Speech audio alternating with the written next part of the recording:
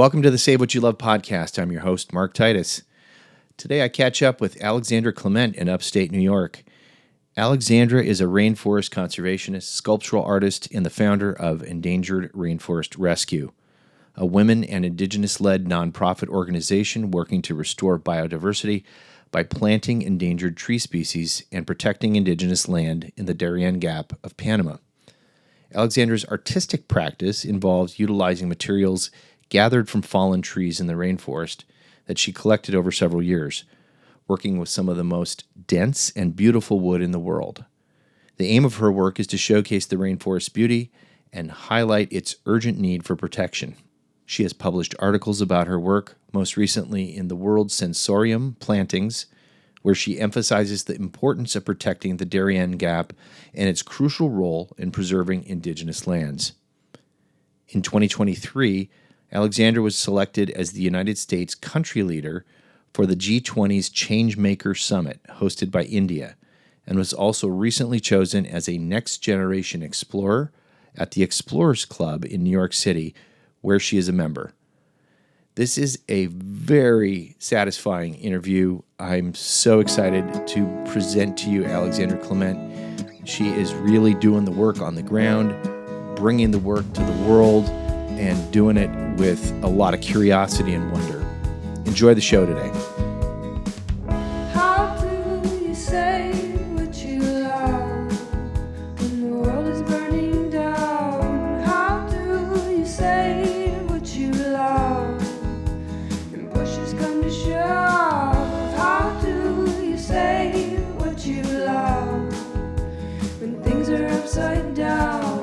How do you say what you love when times are getting tough?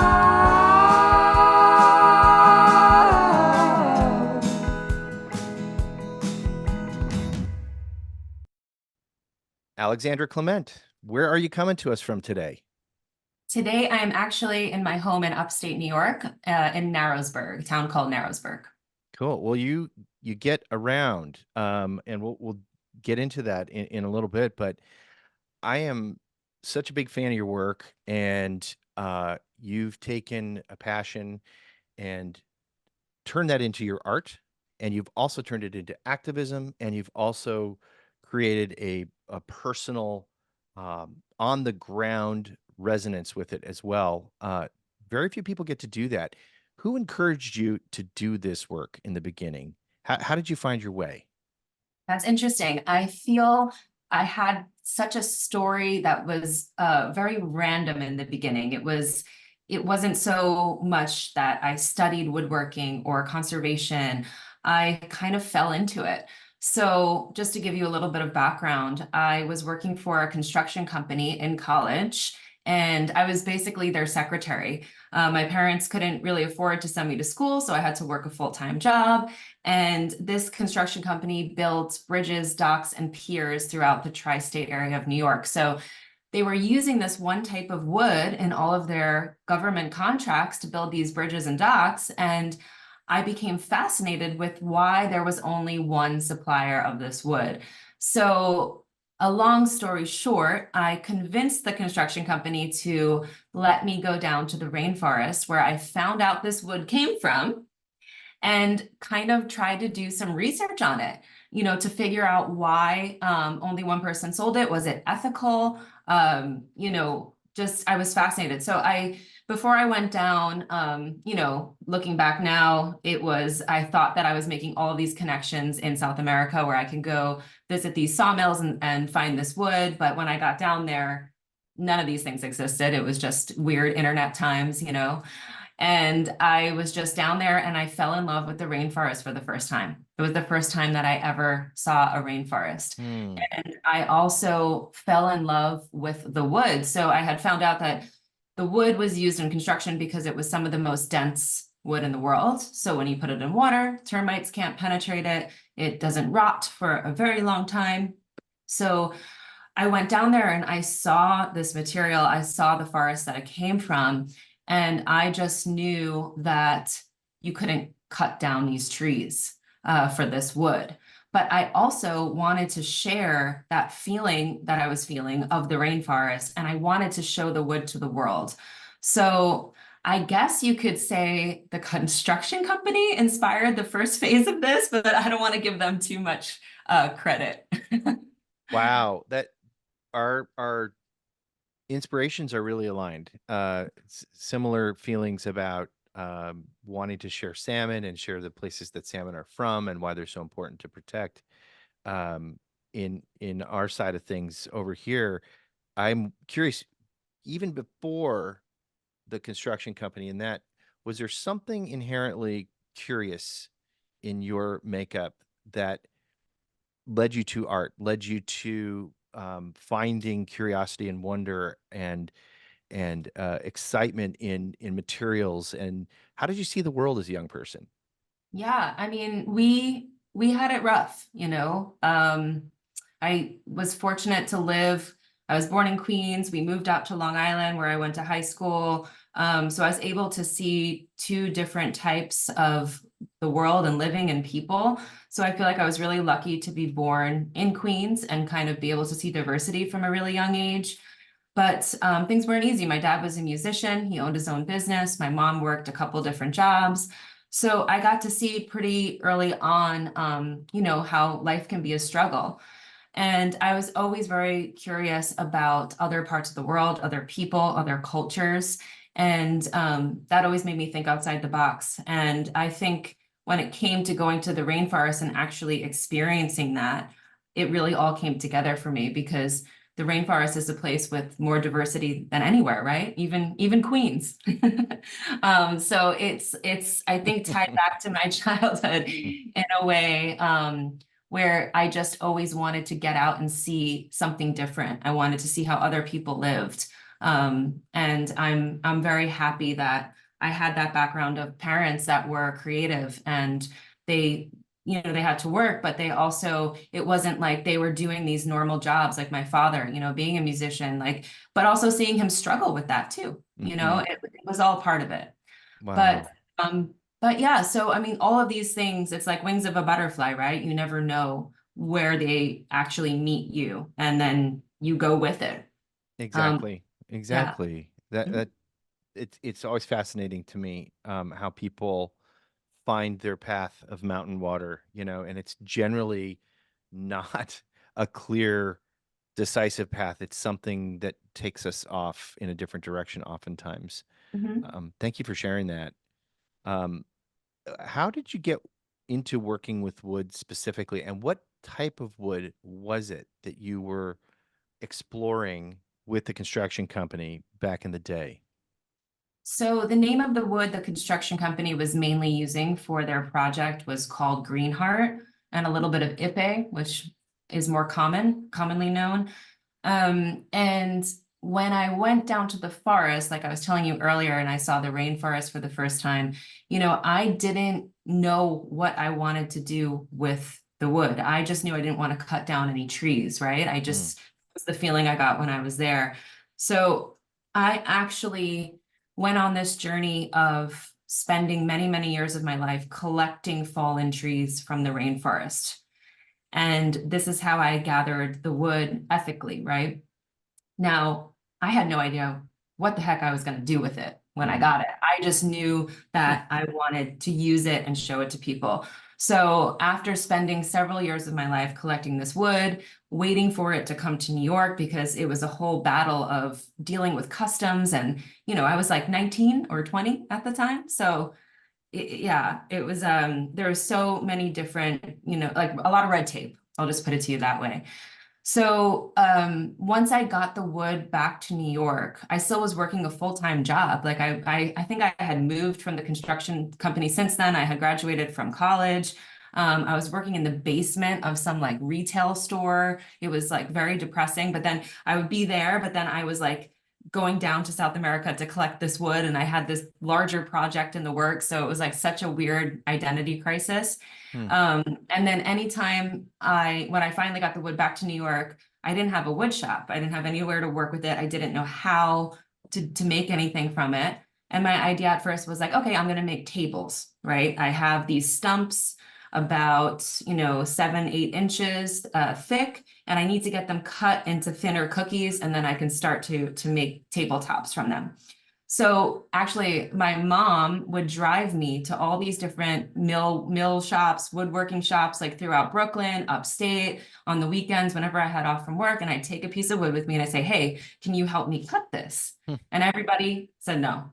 All of them were just like, I'm not putting that wood on my blades. It's going to break the blades. I don't want to get involved.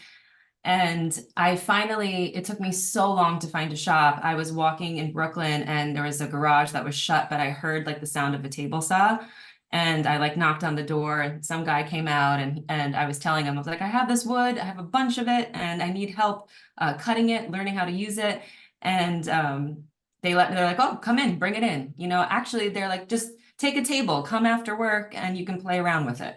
And it was kind of from there that it was a bunch of trial and error.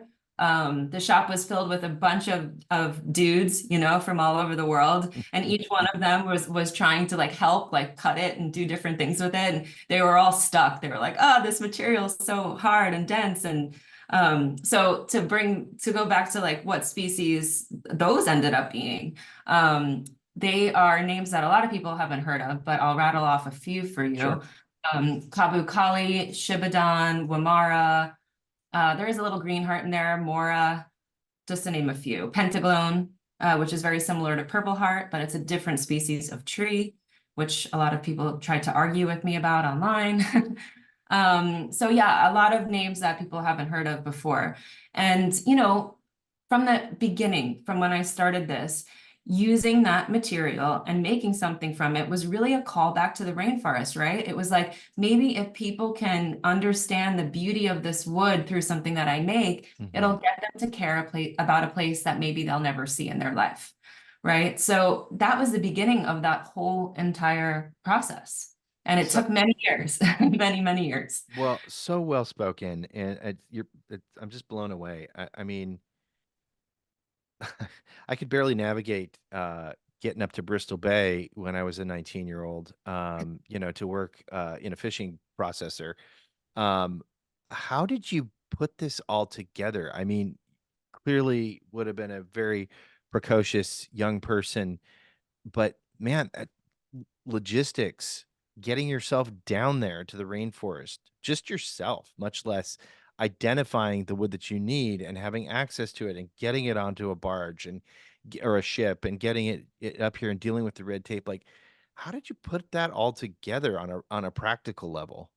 Yeah, I mean, it was difficult. It took a really long time. There were so many roadblocks. I mean, it's been so long, but I just remember this feeling of so many times I just felt, is this actually going to happen? Like, can I actually pull this off?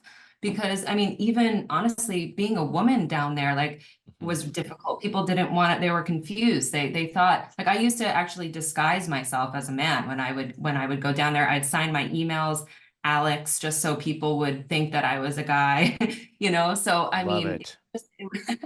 it was hard to navigate, but I think from a practical standpoint, I mean, I can't remember all the details, but just making sure everything was in line. Like when I was back here in New York trying to figure out all the paperwork, it was such a passion of mine. Like I was so determined to get that wood back here that every obstacle that came, I was like, I will solve it. I'll figure it out. I'll go drive to the customs office and talk to a guy so that I can make sure that he knows who I am. So when that boat comes in, there's no problems. And, anything I could do during my free time was dedicated to this. Wow. Yeah, I'm feeling that and seeing it and hearing it. And I mean, right down to signing your name Alex. I mean, putting up with bullshit with, other mentalities. It's inspiring. You said, and this is a quote, there is an intimacy, this is from your bio, but there's an intimacy to Alexandra's methods that functions to signify the importance of the world outside ourselves and our responsibility to live harmoniously with nature through the preservation of biodiversity. I'm curious, what do you mean about the intimacy? The intimacy and the connection that I think that a lot of us have lost with nature. When you are surrounded by rainforests, when you are living inside of indigenous communities, which is something that I do often in my conservation work now, you feel this symbiotic relationship with nature that I think here in more wealthier nations, where we're just totally we're detached. We're not attached at all to that way of thinking. So that's again what I was trying to communicate with my work too, to feel like some sort of connection with nature and plants and animals and everything that we are supposed to be surrounded by, that we're just, a lot of us unfortunately aren't anymore. Hmm. I understand that connection and that desire to be with people that understand that connection. It's prevalent in the work I do too. And once you've seen it and you felt it and you've lived it, it's can't really go back. You can't really put that genie back in the bottle, right? Um, I, you know, this all takes place. All of this is centered in the rainforest. This work, this passion, this curiosity, these relationships. It's something you're clearly very passionate about. Where do you think that passion originally came from, and what made you interested in the Darien Gap in particular? Sure. So let me get you over to the Darién Gap in my timeline of stories. Yeah, 'Cause please, sure. yeah, because right now I still do woodworking. It's still part of my practice, but the conservation work is really at the forefront of my career. Hmm. So I will just kind of I'll tell you, when I was working with this wood finally and starting to create these pieces, I would keep traveling back down to Central America, or South America rather, and I would just see the forest it would just be disappearing every time I went down. So the very species that I was working with, that I had become so intimate with, right, from finding them on the floor, the jungle floor, to taking them back to New York and sculpting them with my hands, like those species were at the threat of extinction. So I decided to switch my work from finding fallen trees into finding seeds of endangered tree species for their reforestation. So that's how I ended up in Panama, sort of. I actually had a container of wood coming from Guyana to New York, and it stopped in the Panama Canal. So the boat was stuck there, and it was like my whole life felt like it was on the line, because there was problems with some other containers on the boat, and they were going to turn the boat back around to Guyana. Mm. And so it was just like I was like, I'm going down to Panama. I have to figure out like what's going on. So I ended up going to Panama for the first time, and I just fell in love with the country. I fell in love with the people. I had started to talk to locals about the endangered tree species that I was looking to find, and I kept hearing about the Darien Gap. So this area is a highly unexplored rainforest. It has more biodiversity per square foot than the Amazon.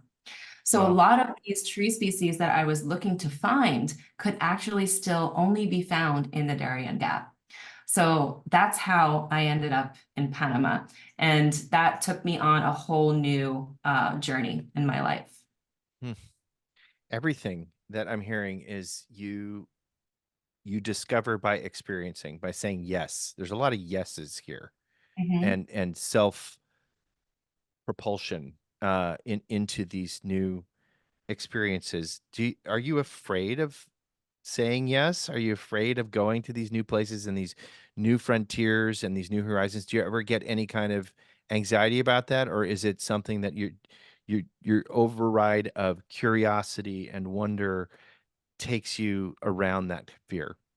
Yeah, I think my curiosity propels me very quickly into saying yes to things, because usually it's more about the anxiety comes from people around me not saying yes quick Mm. enough, to like for example, even getting to the Darien Gap, it took years to convince anybody to take me there.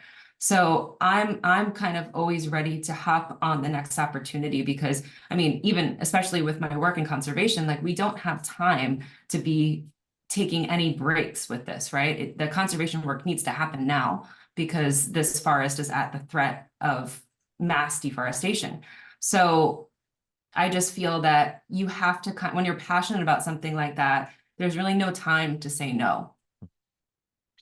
We're going to go deep into Darién Gap and what's happening in just a moment, but I want to hover still on the art for a moment. And can you describe for us, paint us a picture, what your artwork looks and feels like? And we're going to have links in our show notes, and listeners, please check this out. Alexandra's work is gorgeous. And can you explain, though, a little bit about the inspiration for your work? And obviously you're using hardwoods, you're using wood. Do you use other materials as well in your work? Yeah, I mean, I would say that most of my work is to showcase the material, right? Going back to that. So I try to use a minimum of other materials to accompany that. I tried to keep it very natural. But I've used lucite, a few times in my pieces. I've used brass, but always very minimal. So yeah, I would say from the beginning, it was always about just trying to do really fine finishing on my pieces to show, like, almost like you're looking inside of the wood, right? Like you're looking inside of the forest, you're looking inside the tree, because that's something that I'd always think about when I was in the rainforest. Like, all these trees are standing there, and it's like, if you can peer inside, what would that look like? So that's kind of what I was trying to do with my work. So I would say it's a mix of fine furniture and functional art through sculpture. So one of the pieces that I became kind of known for, my signature, was sculpting a seashell. So these seashells were sculpted from a cross section of a tree. So it's extra difficult to carve into because it's the end grain. And with my obsession with fine finishing, these types of things take a very, very long time. So the seashell for me represented an expedition. I found myself, when I would enter the jungle and when I would leave the jungle, I always ended up on the beach or the ocean. Oh, wow. Yeah, so seashells were kind of some of the last things I So saw. cool, man. Love it. Yeah, so even the first time I went to Darien, I sailed, and we stopped at all of these little islands in the middle of the Pacific Ocean before we got there. And I just remember seeing seashells that I've never seen in my life. They were just wild. So I remember being very nervous, on these expeditions, not just with the dangers of the jungle, but just with my own expectations that I set for myself. And something that always calmed me down was the ocean when I came back, and the ocean before I left. So that's the idea behind the shells and why I think they became such a structure in my work. So outside that, I would say all of my furniture, again, and even the seashell sculptures, just to go back to that, it's all functional. Like, the whole idea with this material, right, is that you're going to have something that lasts forever. So the idea of sustainability, right? I mean, that wasn't really a hot word back when I was 19 years old, but for some reason it resonated with me. But it's like, if I make something from this, it's going to last for generations. Like, this stuff, literally, this wood, this material doesn't rot. It's so hard to damage it. So that was always very important to me, is like to have things that you don't have to replace. So when I make furniture, dining room tables, coffee tables, desks, things like that, they're furniture, but they're almost pieces of art, but that you can use. Love everything about what you just said. What a satisfying answer. I didn't know the seashell part, and that makes me so happy to incorporate that into the functionality, the Yeah. beauty, the aesthetic. It's lovely. Nice work, Thank man. you. Thank God. you. Um, so to give us, we heard about your bio essentially at the top of the show here, but in your own words, how would you kind of describe the balance of your life right now? You've got some really beautiful, amazing, and intense, let's face it, aspects to your life. How do you balance that all out? What are they, first of all? What are the different facets of your life right now? And how do you find balance in these things that are really time, physical, mental, spiritually exhaustive? Yeah, I mean, it's not easy. I would say now more than ever, I've had to make some choices about what's the priority in my life, right? So for example, right now, I've had to take a little step away from my wood shop, which is difficult. But the conservation work has really taken over, and the nonprofit that I founded, in order to scale it up to where it needs to be to get the work done, I had to take a step away, because it was very hard to balance all of that, right? It's like such a different world when you're in the shop all the time. So I think it's been interesting for people who have been following along with me for all these years to see that transition. But it's also been really beautiful to see the different communities kind of come together. And now you had people that never thought about conservation that are now very interested in the conservation work I do. So right now, I would say that I spend about half the year in Panama. That's usually how it ends up working out. And then the rest of the time I'm in New York. And even though I would like to be in the field all the time, the work that I have to do back here is also important because I'm doing a bunch of fundraising. Right now, we are working to build a corridor connecting indigenous land in this big patch of deforestation. And a lot of that work that I have to do is convincing people that this area matters. And a lot is going into that, like looking at all the different properties and creating all these different maps that I'm teaching myself all of these new things. So just to emphasize that it's like important to have a balance between the field and back home here. And whenever I have time or I'm commissioned a piece, I can kind of do my woodworking slower. I think people kind of understand that, like clients that I have for the woodworking, they know that I'm in the field. They know that my work takes a long time to make. So they're understandable if the process is more slow. Well, just asking for a friend, if someone did want to commission you for a piece of art, what are you talking about in terms of the turnaround for something like that? I'm really curious. Yeah, it really depends, on the piece. Mhm. If it's Of course. a dining table or a coffee table, that could take, I mean, this is just if I'm not in the field, that could take a couple, like maybe 6 to 8 weeks. Oh, No, I mean, that's like for something small, like a coffee table. hmm. But then if you're talking about a sculpture or like a larger piece, like a table, that could take 6 months. It could take a year. The sculptures take a really long time. Sure. One shell that I made took me about a year to make. Wow. That's just the sculpture part, not even the rest of the piece. Wow. Well, that feels to me like you're still flying. That I was gonna say months to years for the tables even, but we'll maybe talk about that later on down down the line offline. Some more. I'm super curious about it. Um, Endangered Rainforest Rescue is the name of your NGO. Um, Tell us about it. How did it foment in your mind? Uh, what is your primary function? What is your primary purpose? And where are you with it now? Sure. So I've been doing the conservation work, I'd say, for the last 7, 8 years, but I officially formed the nonprofit organization Endangered Rainforest Rescue almost 2 years ago now. And that was because I really saw the need to amplify the work that I was doing and scale it up quickly because of the deforestation that was happening. So my work in the nonprofit, we're proudly a woman and Indigenous-led organization. Most of my team is based in Panama. I'm kind of the only one that pops back and forth.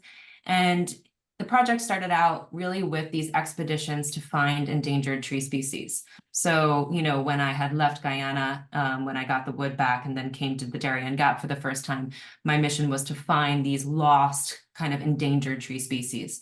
So basically, in the beginning, we would go on these long expeditions into the middle of the Darién Gap, for example, and map and locate these trees and collect their seeds.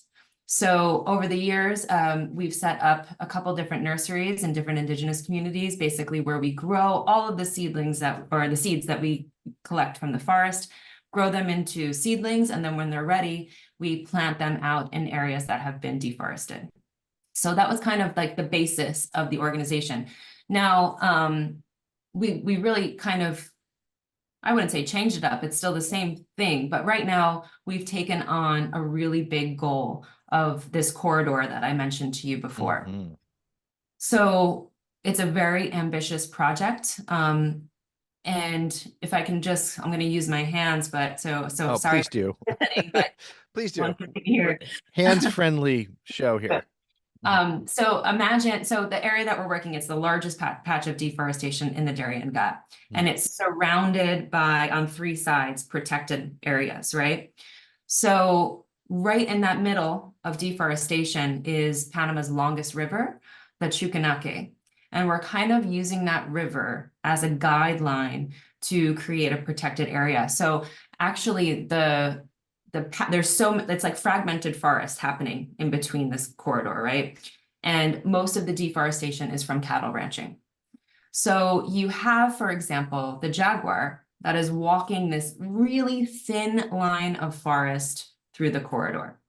And to me, listen, I know people love jaguars, I love jaguars, but it's really just a way to get people to pay attention, because the jaguar is a sign, right, of biodiversity. So we have a plethora of endemic and endangered tree species in this corridor. So we're trying to close it. We're trying to protect it. We're trying to buy the land, put it into protective trust, have the local people manage it. And in the patches of deforested land, we're going to put back a native forest. That's my specialty, right? So all of those species of endangered trees where we have mapped, we're going to gather those seeds and we're going to grow them, and we're going to plant a native forest in all of that fragmentation, and then connect the protected land. So this is a really exciting project that will probably take 10 years, but it's almost like one of those legacy projects, because if you look at a map, you'll be able to see how much of an impact this will have on the area of the Darién Gap. Now, just to backtrack a little bit, the Darién Gap, like I said before, has more biodiversity per square foot than the Amazon. But what's really interesting is that a lot of us, that we only hear about the Amazon. Amazon's huge. It's very important to protect, but it's very difficult. The Darién Gap is relatively small, and its geographical significance is not to be understated as an important factor for global weather, right? But if we lose that one patch of forest, we're kind of screwed. But it's a very tangible goal. We can actually do it. We can cut off deforestation from happening in that area, and that's what I'm trying to do.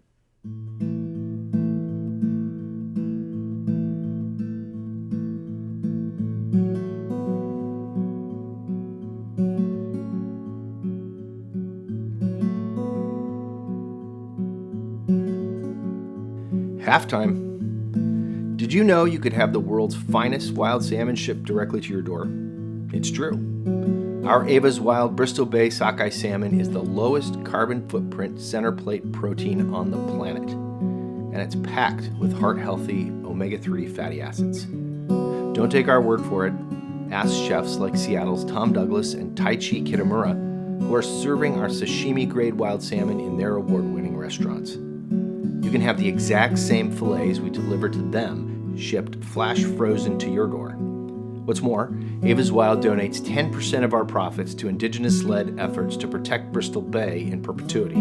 That's the place we source the salmon from. Right now, that looks like supporting the Bristol Bay Foundation, granting Bristol Bay's Indigenous young people scholarships to four-year colleges, universities, and trade schools. Visit avaswild.com to join our growing community doing good by eating right. That's save, spelled backwards, wild.com, and eat wild to save wild. Now, back to the show. This is beautiful and exciting, and it's motivating, and it's really inspiring, and it feels tangible. And it also, though, feels like so much to learn and to get a grasp about. I mean, we're going to go into your partnerships here in just a sec, but clearly you had you have to have an understanding of botany, of trees, of biology in some sense. Is this something you learned in school? Have you learned on the go? I'm guessing there's a large part in your partnerships that's tucked into this as well. But it's, I'm just kind of astonished by all of the things that you're able to handle and to hold simultaneously, and have a cogent understanding in order to do that work. Where did that understanding come from? Sure. I mean, I am proudly a citizen scientist. I taught myself pretty much everything, but I would say I learned the most from the indigenous communities and the local people on the ground. And this is something I like to speak about because I think it's really important, especially during this time when there is such an urgency to protect our planet, that, a lot of us don't have time to go to school anymore, right? We need to do the work. So there's always been a barrier. I think academia can be fantastic, but there's a financial barrier, there's a time barrier, and it's really, something that's not accessible to everybody. So I am self-taught with the woodworking and I'm self-taught with the science. And I did years of research, and I do it when I'm back here in New York. All I'm doing is reading up on trees, trying to understand how to identify them easier, reading all these books. And at the end of the day, most of what I learned is from the people. And there's a lack of research already in this area. And what I was always thinking about when I was reading about these trees that are identified, for example, was, well, what about, this book was written 10 years ago. What about all of the other things that have happened since? There's got to be other trees that are endangered that we're not even considering. So what do? You ask the people who live there, who have spent Right. their whole lives there. And Absolutely. so when I say endangered tree species, some of them are the IUCN Red List, which does a great job. It's a global database of species that are endangered. They have their list that I pull from of what's considered endangered, but I will also incorporate on my list of what's considered endangered what the people on the ground tell me is endangered, because they'll tell me, hey, I haven't seen this species of tree, for the last 10 years. And it's not even, there's no data on it.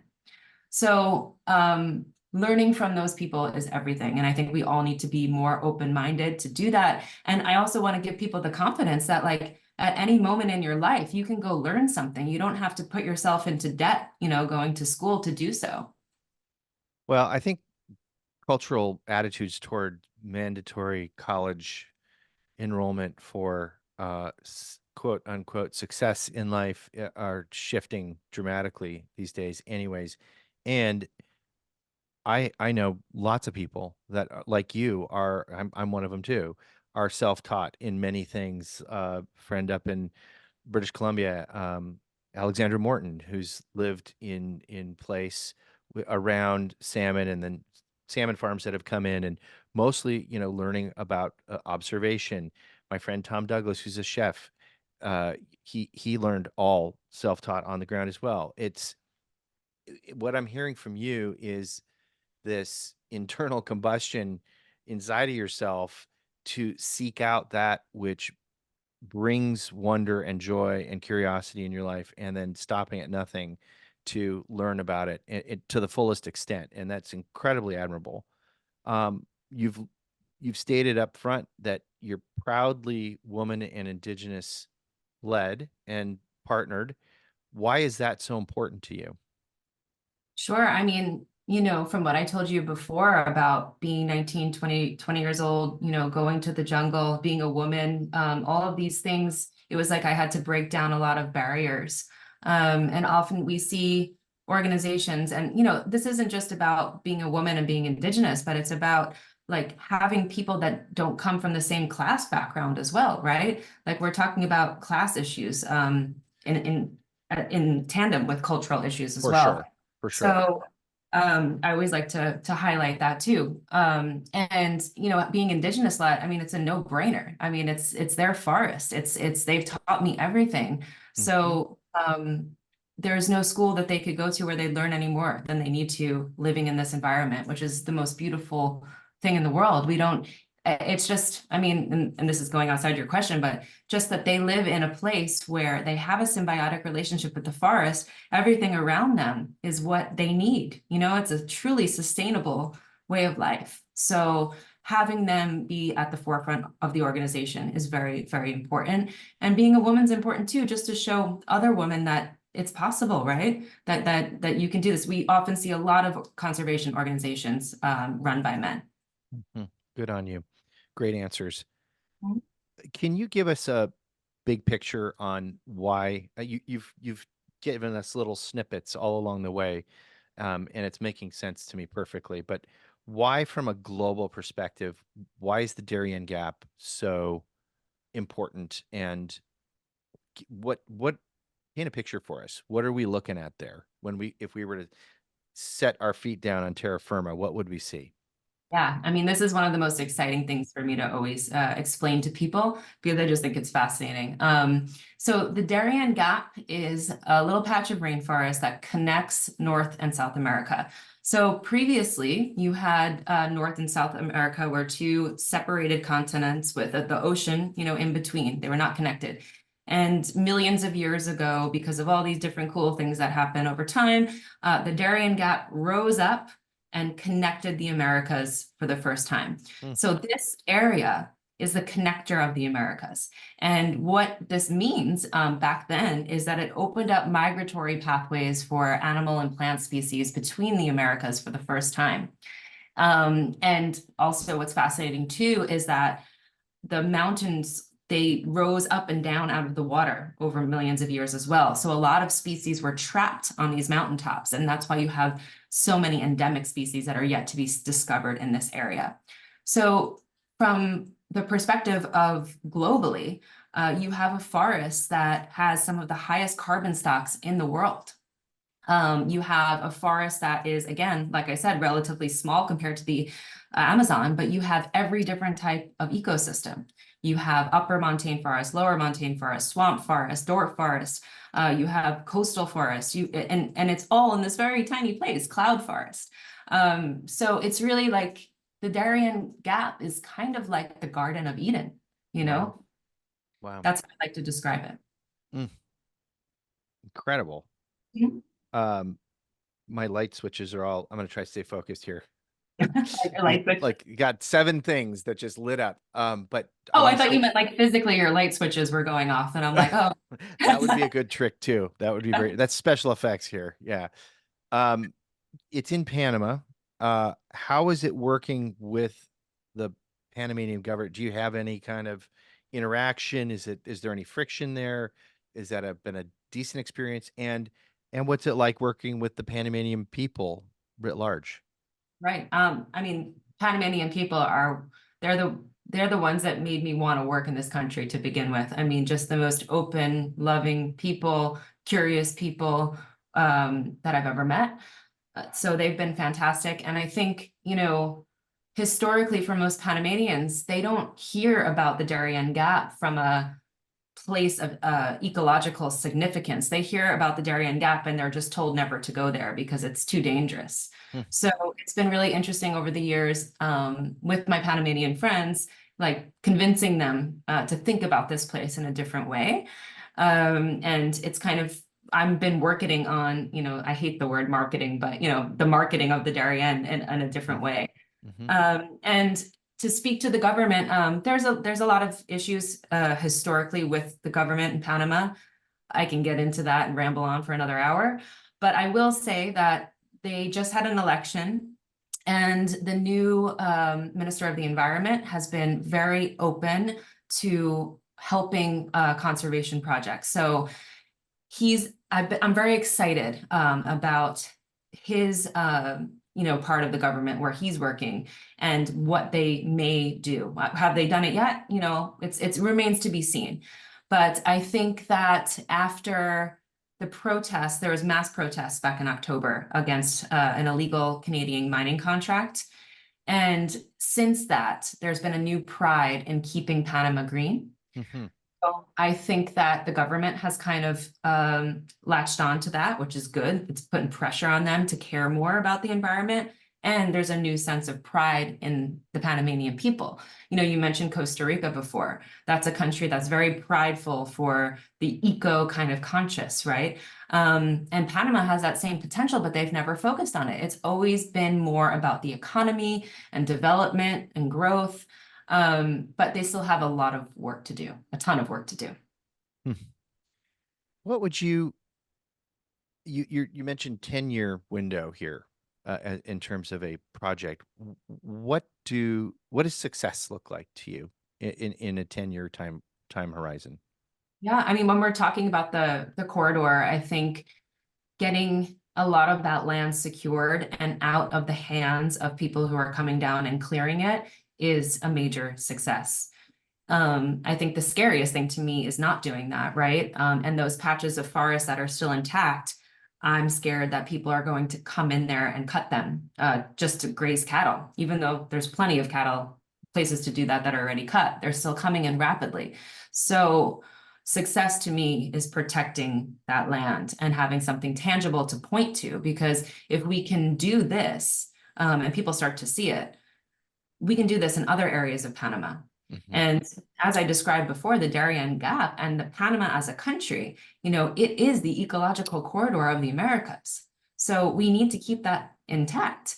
If we can do it with this one corridor in the Darién, which is the most important part of Panama, in my opinion, we can do it in others. So there's lots of different ways I can answer that. I mean, success comes in the strangest, it doesn't need to be this big thing that always happens, right? Sometimes Sure. it's small moments. I recently had an organization that I brought down with me that wants to help, raise funds for the properties that we need to buy. I mean, that was huge. That was success in itself, just to get another organization to see the work, see the corridor, and care about it. So there's things all the time, even just finding a seed, that's still successful to me. Yeah. You're reading my mind. You're skipping down to already. That's I was going to ask you next about the orgs that you're partnered with, folks involved in making these land purchases. Are you working with folks like EcoTrust or others that are Nature Conservancy obviously comes to mind, but is that kind of the model that you're thinking about, land purchases, reallocation toward regenerative, sustainable, uh, place-based and indigenous people-based Mhm. stewardship? Yes, basically, that's the whole Mhm. idea. And also incorporating people that live in the area that are not selling their land, right? Because it's very important. I think what a lot of people and organizations miss is not putting the local people at the forefront of these projects that are Mhm. there, right? So it's great if you can buy a bunch of land, put it into a trust, have it locally run, indigenous run, led, but you still run the risk of it being destroyed. And that's half the problem, right? You need to have safeguards in place to keep that land actually protected. So what we're also incorporating is working with the cattle ranchers on the ground who want to keep their cows. And we need to put back forest on their land if we can. So the approach that we're kind of working on is switching them over to a rotational grazing, for example, where they can do their cattle on a lot less land, sometimes even less than half. And then in exchange, we put back a native forest on the other part of their property. And through that, it's just a win-win for everyone, because they are experiencing the effects of the weather changing, of less trees, there's droughts, they're not making as much money with the cattle anymore, the cows are dying. So it's a win-win for everybody to put back the forest. But basically that's the model that we have with them. And of course, if we can get them off cows and into some sort of permaculture, we try to push for that as well. So go ahead. Finish your thought, by all means.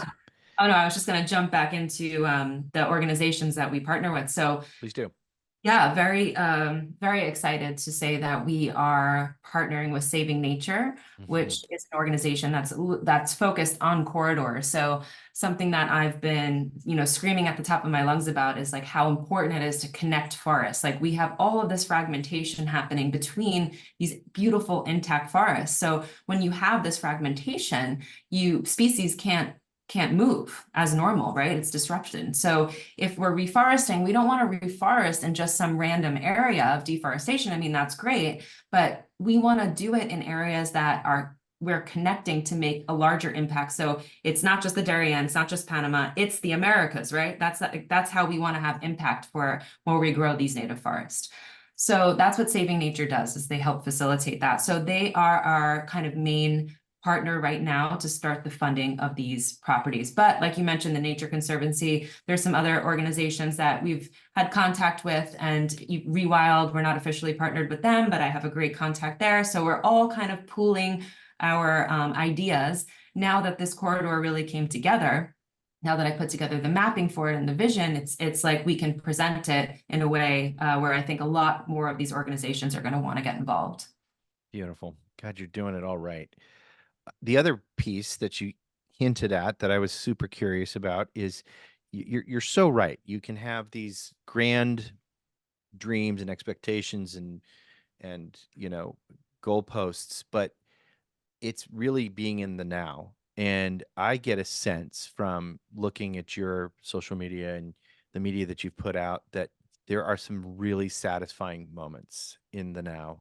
Can you maybe describe some of maybe a couple of the most satisfying feelings you've had doing this work on the ground in Panama?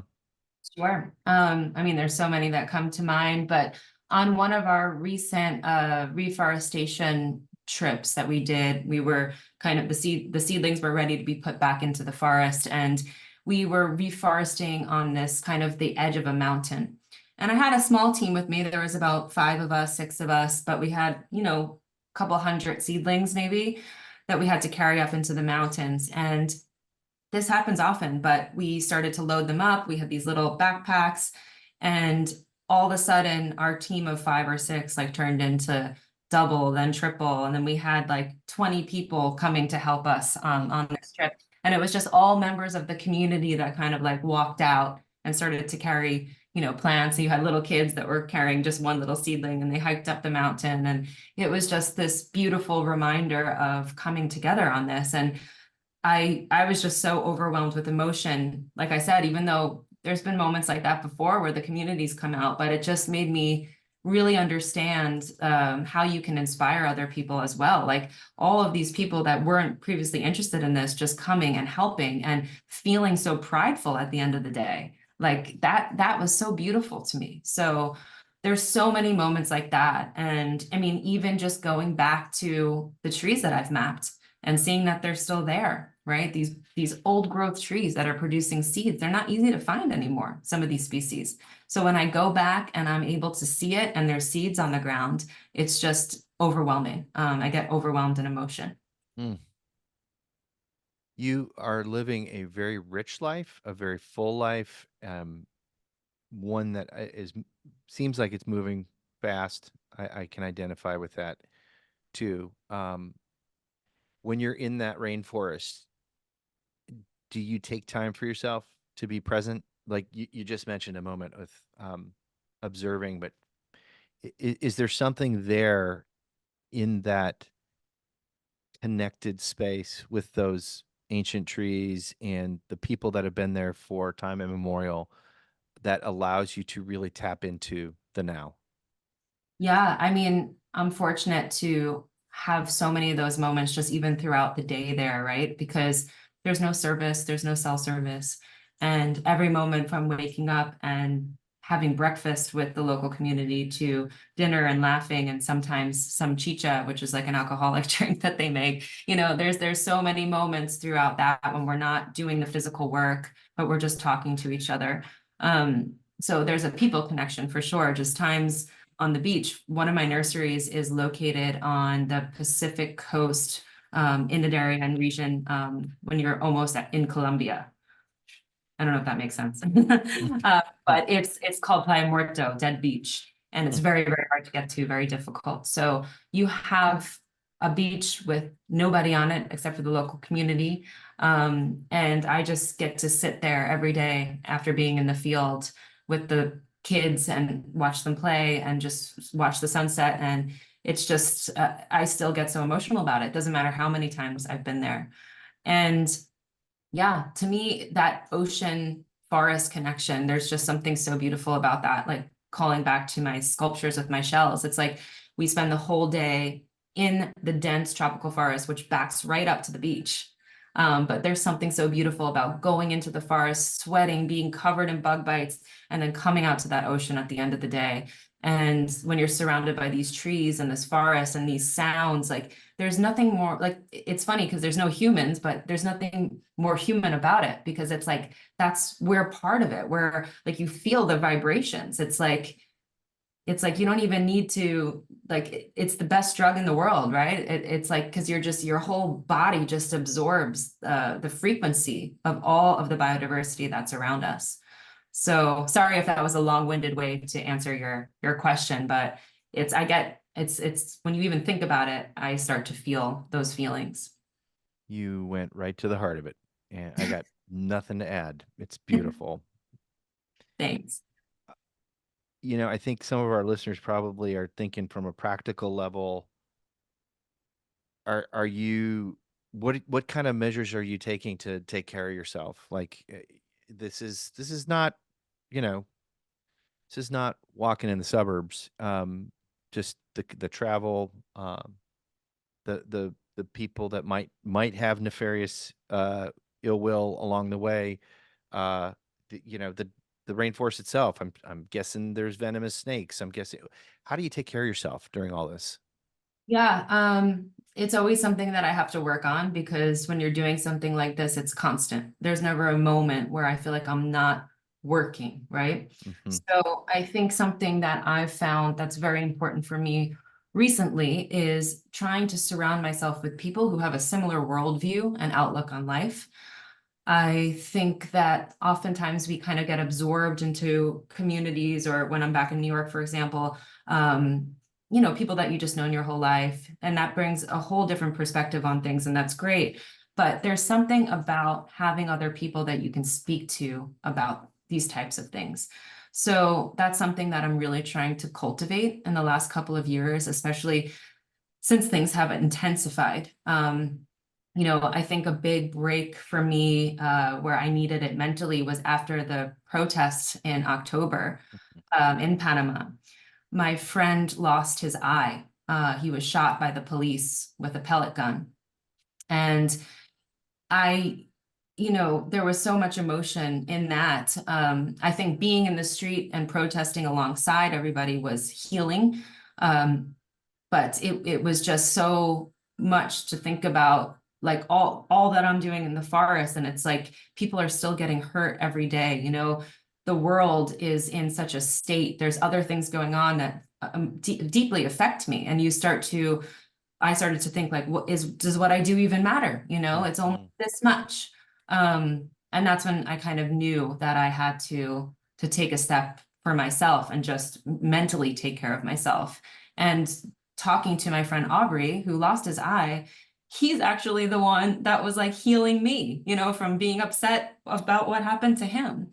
And it's because he also has a connection to nature and he understands the relationships and how our current society is very destructive. And I need to be around that. So again, a long way to answer your question, but I wish I could just tell you like I go to the spa once in a while, but I don't really.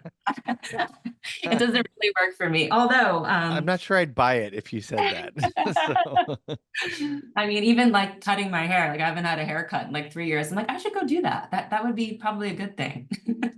wow. I so get what you're saying, especially on the level of surrounding yourself with people that feel the same way. And I mean, in a really heartfelt sense. I had the privilege of recently going to a wedding and taking some photographs for a dear friend of mine from up in Bristol Bay, Alaska, who's a wonderful person and a really strong and inspiring Indigenous leader. And the whole time I was there, I was feeling so home. Mhm. And I've been thinking about it since I got back, and I think a large part of that is that these are folks that are have thousands of years of generational knowledge of this land and love, deep love and understanding of the land. I'm a newcomer. Um, Also, my heart is tied to that land. It's totally, you know, completely taken me. And so coming from that place, reuniting with folks like that, and having that common ground of working towards something that you love, saving something you love. In Bristol Bay's case, it's keeping a giant open pit copper mine out of the headwaters of its salmon rivers. And in your case, clearly, it's about preserving and reflourishing this beautiful rainforest, it makes you feel like you're home. And you've got a common language. So everything you said makes perfect sense to me. And I too wish it was as easy as saying, I'll just take a spa day. Maybe I should anyways, but You should. I mean, I yeah, should. yeah, that's a good thing too. Yeah. Well, hey, speaking of kind of more localized things, you're in New York, and a lot of our listeners will know what the Explorers Club is. Some don't. So, would you do us a kindness and let us know what the Explorers Club is? And then, what does it mean to you to be listed as a next generation explorer by said Explorers Club? And congratulations, by the way. That's an amazing Oh, thing. thank you. Thank you. Yeah, the Explorers Club is a really cool, fantastic, interesting place. And it's kind of this headquarters where explorers can meet from all around the world. So, I mean, it's been on my radar for a long time. I had a lot of people telling me like to join and apply for membership, and it was just kind of always on my list. And I think it was 2 years ago now, I finally got my application in, and they accepted me as a member and chose me to speak at their Next Generation Explorer Summit. Like I think it was even before I officially became a member. So it was a really interesting introduction into the club. And I mean, I think historically the club, it's filled with people that have done exploration and scientists, astronauts, people who have made such contributions to science. And the club is trying to lean more in an inclusive direction as well, you know, having younger people in the club, having more women, having more Indigenous people. So I'm an honor to be part and considered a next generation explorer there. And I think it's just an incredible resource to have access to other people who are trying to do to save the world in a lot of regards, right? So it's all about coming together, and the club is a great place for that. So this year, I actually was chosen to speak again as a next generation explorer during Climate Week. And to mention Climate Week, there's such a fantastic programming there, right? Where people from the outside can come and learn. So yeah, I mean, if any listeners are ever in New York and want to check out the club, it's always a great place to go. Great. And when would that speaking event take place? Oh, sure. So Climate Week in New York is, I think, the last week of September. My talk is on the 25th of September at 2:30 Wonderful. at the club. Well, that is something to look forward to. And when I get back east, I will make sure to check it out, and we should definitely connect in a further capacity. I'm so inspired by this conversation today, Alexandra. I can't even tell you. An hour is not nearly enough here. I think we just kind of scratched the surface. Your work, for you listeners, Alexandra's work is going to be featured in our show notes, linking to all of the artwork and the Endangered Rainforest Rescue link as well, and ways that you can get involved. Um, Alexandra, what if you're going to leave a parting thought for us on how to get involved best with the work that you're doing? What would you tell us to do? Sure. I mean, just if you can follow along with what I'm doing, you know, you can find me on social media doing that. I think that will immediately, once you start watching and seeing the places we go, there's a connection, immediate connection and curiosity.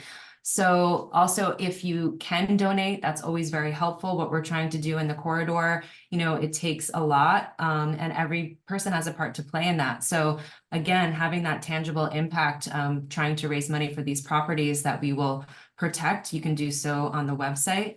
And, you know, in the future, we plan to bring a lot more volunteers down to the Gap. We have a lot of work to do as we start to acquire more of these properties to reforest. So in the future, you know, there may be a lot of opportunities for people to come down to the corridor and help us in the field.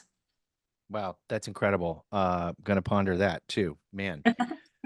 Nobody escapes this show without the bonus round, so you are unfortunately going to get interrogated with this question, and it's fun, I promise. But we're just doing a little thought exercise with climate change, rising waters. Let's just pretend for a moment, it's not happening, but pretend that your house was going to get inundated with water and you only had time to get out your loved ones, including your pups or your critters, and you could only take one physical thing. What would that one physical thing be? Oh, I already know. It would be my book called The Trees of Panama and Costa Rica, which is one of the books that I actually lost the original one I had, which is very sad, but it was given to me by my friend's uncle, who I did a lot of reforestation at his farm in Panama. And it's this beautiful book that was the first kind of insight into me identifying the trees that I'm looking for. So like I said, with all the lack of research and me trying to find like a needle in the haystack, this book was really, where I started. So I would grab that. And since I lost that version, I was recently given a new copy by a friend at the club who's actually the chair of Climate Week, Alex Moore. So he got me this new copy and I will never let it go. That's a great answer, and I think you win for fastest answer.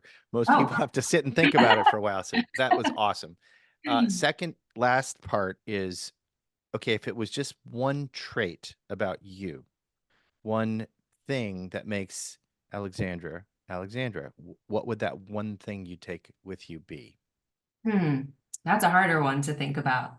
You know, the first thing, I'm just going to say the first thing that came to mind, because I've been told that I am too sensitive of a person.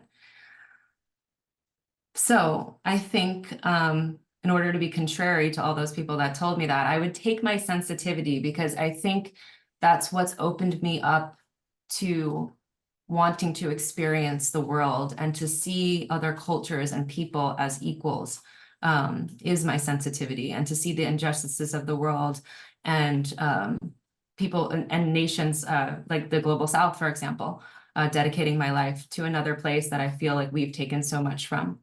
So I think I would take my sensitivity. Also beautiful. You are doing great work. I'm so inspired. And Alexandra Climent, we will see you down the trail. Thanks for joining us here on the Save What You Love podcast. Thank you so much for having me. It's been fantastic talking with you. You too. Take care. How do you say what you love? How do you say what you love? How do you say what you love? How do you say what you love? Thank you for listening to Save What You Love. If you like what you're hearing, you can help keep these conversations coming your way by giving us a rating on whatever platform you're listening from and leaving a comment on Apple Podcasts. It really helps get the word out. Check out photos on our Instagram feed. We're at Save What You Love Podcast, and you can get links from today's featured guest in the show notes of this episode. Join our growing community by subscribing to our newsletter at avaswild.com and then clicking on Connect in the upper corner. You'll get exclusive offers on wild salmon shipped to your door and notifications about upcoming guests and more great content on the way. That's at avaswild.com, the word save spelled backwards, wild.com. This episode was produced by Emily Fern and edited by Patrick Troll. Original music was created by Whiskey Class. Thanks again for listening, and we'll see you all down the trail.